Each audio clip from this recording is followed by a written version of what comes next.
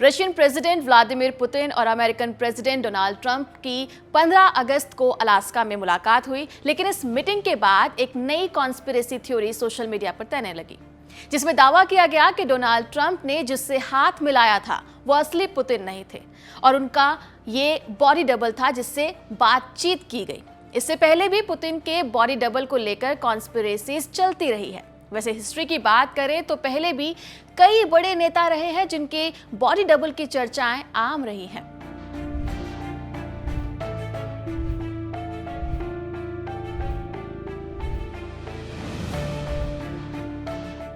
तो आइए इस वीडियो में हम बात करते हैं पुतिन से जुड़ी हालिया कॉन्स्पिरेसी पर और साथ ही उन नेताओं और घटनाओं पर भी नजर मारेंगे जिनके बारे में कहा जाता है कि ये सब बॉडी डबल का कमाल है। नमस्कार, मैं हूं डिम्पिका और आप देख रहे हैं खबरगांव। कुर्सी की पेटी बांध लीजिए क्योंकि जो आज मैं आपको बताने जा रही हूं वो काफी हैरान कर देने वाला है। सबसे पहले बात करते हैं व्लादिमीर पुतिन की। अलास्का में ट्रंप और पुतिन की मुलाकात के बाद कॉन्स्पिरेसी थ्योरीज करने वालों ने एक्स पर लिखना शुरू किया कि अलास्का में पुतिन की जगह उनका बॉडी डबल था और इसके लिए बाकायदा इन लोगों ने अपने अपने तर्क भी सामने रखे। किसी का कहना था अलास्का में पुतिन की बॉडी डबल वाली बात इसलिए सही है क्योंकि उसके गाल पुतिन से ज्यादा भरे हुए हैं। तो किसी ने कहा कि पुतिन तो इतना मुस्कुराते ही नहीं हैं, ये जरूर उनका कोई बॉडी डबल होगा। सबसे अहम बात थी अलास्का में पुतिन की चाल या कहें कि उनके चलने का अंदाज। असल में पुतिन का चलने का अंदाज काफी अलग है। वो क्या है ना कि पुतिन के चलने के अंदाज को गनस्लिंगर गेट पैटर्न से प्रभावित बताया जाता है जो केजीबी मैनुअल का हिस्सा रहा है। यानी जब वो चलते हैं तो उनका राइट हैंड काफी स्टेबल रहता है और सिर्फ लेफ्ट हैंड नॉर्मल तरीके से हिलता है। डॉक्टर्स के माने तो ये कोई बीमारी नहीं है बल्कि उनकी पुरानी केजीबी ट्रेनिंग का असर है। सोवियत सिक्योरिटी एजेंट्स को सिखाया जाता था कि हथियार वाला हाथ हमेशा सीने या कमर में लगी गन के पास तैनात होना चाहिए ताकि अचानक हमला होने पर तुरंत बंदूक निकाली जा सके और अटैक किया जा सके। यही वजह है कि जब भी पुतिन के डुप्लीकेट वाली बात सामने आती है तो इसी बात को सामने रखा जाता है कि फेक पुतिन इस चाल की नकल पूरी तरह से नहीं कर पाता। इसी वजह से कॉन्स्पिरेसी थ्योरीज को हवा भी मिल जाती है। यूक्रेन के इंटेलिजेंस ने 2023 में दावा किया था कि पुतिन के कम से कम 3 बॉडी डबल हैं जो उनकी जगह खतरनाक जगहों पर जाते हैं या जब वो बीमार होते हैं तब भी उनकी जगह पब्लिक अपीयरेंस देते हैं। यूक्रेन इंटेलिजेंस का दावा है कि कान, चीन और माथे की झुर्रियों से उनके बॉडी डबल की पहचान की जा सकती है। खुद पुतिन ने 2020 में एक इंटरव्यू में कहा था कि साल 2000 में बॉडी डबल का आइडिया उन्हें दिया गया था लेकिन उन्होंने मना कर दिया था। हालांकि मीम बाजों ने तो उनके बॉडी डबल के नाम तक रख दिए हैं। किसी का नाम बेबलर है तो किसी का डिप्लोमेट। 2023 में भी पुतिन के बॉडी डबल को लेकर अटकलें चली थी कि जब वो यूक्रेन के फ्रंटलाइन पर दौरे पर गए थे वो असली पुतिन थे ही नहीं। हालांकि ये सब कॉन्स्पिरेसी थ्योरीज का हिस्सा है जिसे लेकर कोई पुख्ता सबूत अभी तक तो फिलहाल नहीं है, लेकिन ये बॉडी डबल वाली बात अकेले पुतिन के लिए नहीं उठती है। इतिहास में ऐसे कई नेता हुए हैं जिनके बारे में कहा जाता है कि उनके बॉडी डबल हुआ करते थे, तो उन पर भी एक नजर मार लेते हैं। तो चलिए उन डुप्लीकेट्स की कहानियों को भी जान लेते हैं कि आखिर क्या वजह रही, किन सिचुएशंस में उन्होंने अपने जैसे एक और इंसान को लोगों के सामने रखा। सबसे पहले बात करते हैं जोसेफ स्टालिन की, जिसने सोवियत संघ यानी कि यूएसएसआर को अपनी मुट्ठी में जकड़ा हुआ था। कहा यह जाता है कि वर्ल्ड वॉर सेकेंड के वक्त हाल ये हो चुका था कि स्टालिन जर्मन नाजियों और बाकी दुश्मनों की हिट लिस्ट में सबसे ऊपर थे।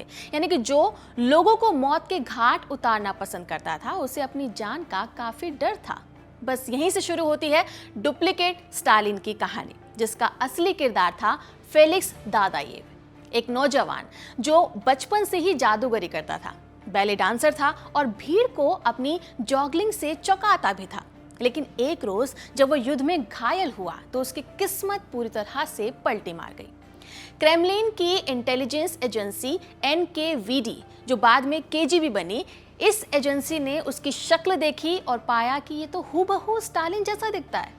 बस उसी दिन से उसकी असली जिंदगी खत्म हो गई और नया रोल शुरू हो गया। अब वो स्टालिन का हम शक्ल बन चुका था। दादायेव को मेकअप, चेहरे के हाव भाव, चाल ढाल, यहाँ तक कि स्टालिन के बैठने और हाथ हिलाने की स्टाइल तक सिखाई गई और देखते ही देखते 24 साल का वो लड़का 60 साल के स्टालिन की परछाई बन गया। उनका काम सिंपल था, कभी कार में बैठना, कभी भीड़ में हाथ हिलाना, कभी गैदरिंग में चेहरा दिखाना, इत्यादि इत्यादि। लेकिन असली स्टालिन जब थके हुए होते या खतरे की वजह से पब्लिक में नहीं जा पाते तो ये जादूगर स्टालिन उनकी जगह पर लोगों के बीच निकल पड़ता था और लोगों को भनक तक नहीं थी कि जो स्टालिन उन्हें सामने दिख रहा है वो असली है ही नहीं।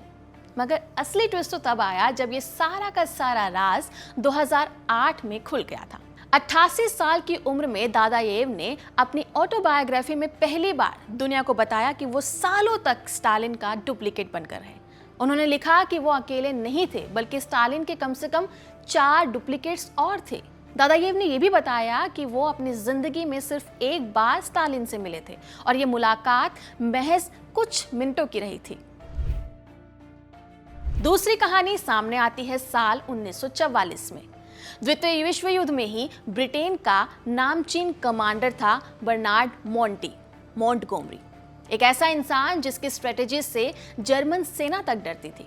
1944 में जब नॉर्मंडी पर एलाइड आर्मी के बड़े हमले की तैयारी चल रही थी, तब ब्रिटेन जर्मन ऑफिसर्स को यह यकीन दिलाना चाहते थे कि हमला कहीं और होने वाला है। असली मोंटी इंग्लैंड में बैठकर हमले की योजना बना रहा था, लेकिन अगर जर्मनों को ये शक हो जाता तो कहीं ना कहीं उनका ये पूरा का पूरा प्लान यानी कि ऑपरेशन ओवरलॉर्ड नाकाम हो सकता था। उधर जर्मनी ने मोंटी के पीछे अपने जासूस लगा दिए थे। जर्मन जासूस अपने वायरलेस पर लगातार रिपोर्ट भेज रहे थे कि फील्ड मार्शल मोंटी वो जब्राल्टर में है, पर थोड़े ही घंटों बाद एक रिपोर्ट सामने आई कि नहीं, वो शायद अल्जीरिया में है, फ्रेंच अफसरों से मुलाकात कर रहे हैं। इस तरह की 2 बातों को सुनकर जर्मन खुफिया एजेंसी हैरान थी कि आखिर ब्रिटिश कमांडर एक वक्त में 2 जगह कैसे हो सकते हैं। लेकिन असलियत कुछ और थी। उस वक्त मोंटी का एक बॉडी डबल हुआ करता था जो एक थिएटर एक्टर था और उसका नाम था क्लिफटन जेम्स को बाकायदा ट्रेनिंग दी गई थी। उन्हें मोंटी की चाल ढाल, उनके बोलने की आदतें और यहाँ तक कि सिगार पकड़ने का ढंग भी सिखाया गया था। फिर उन्हें अल्जीरिया और जिब्राल्टर जैसे इलाकों में भेजा गया ताकि जर्मनों को लगे कि मोंटी वहाँ व्यस्त है और नॉर्मंडी पर हमला कर सके। जेम्स ने इतनी अच्छी तरीके से ये रोल निभाया कि जर्मन खुफिया एजेंसियां असली और नकली मोंटी में फर्क ही नहीं कर पाई। हिस्टोरियंस का मानना है कि इस डुप्लीकेट ने ऑपरेशन ओवरलॉर्ड की सफलता में बहुत ही इंपॉर्टेंट रोल निभाया था, लेकिन इस बात का भी पता तब चला जब युद्ध खत्म होने के बाद जेम्स ने इस एक्सपीरियंस को एक किताब में लिखा और इस किताब का नाम था आई वॉज मोंटीज डबल। ये 1954 में रिलीज हुई थी। बाद में इस पर फिल्म भी बनी जिसमें खुद जेम्स ने ही अपना रोल प्ले किया था।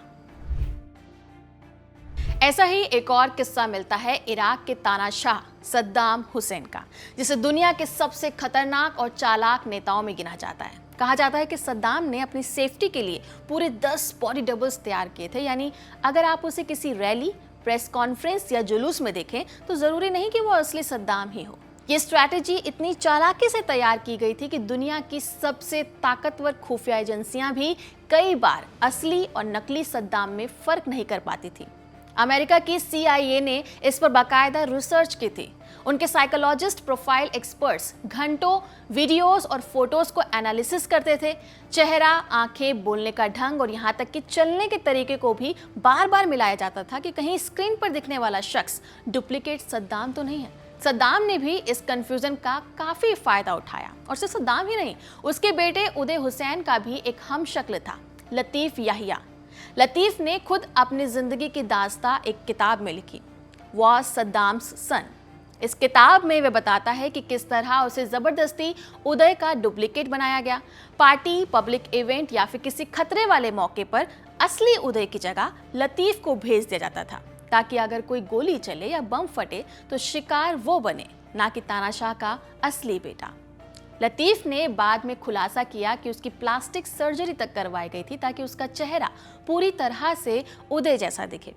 ब्रिटिश राइटर कॉन कागलिन ने अपनी एक किताब Saddam his rise and fall में लिखा है कि बॉडी डबल्स ने सद्दाम को न केवल जिंदा रखा बल्कि उसके चारों तरफ एक रहस्यमय आभा भी क्रिएट की थी।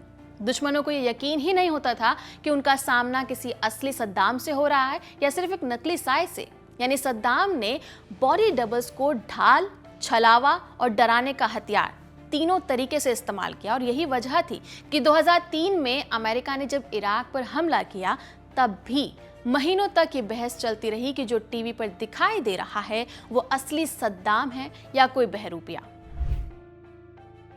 ब्रिटेन की महारानी एलिजाबेथ द्वितीय की कहानी बॉडी डबल के मामले में बिल्कुल अनोखी है।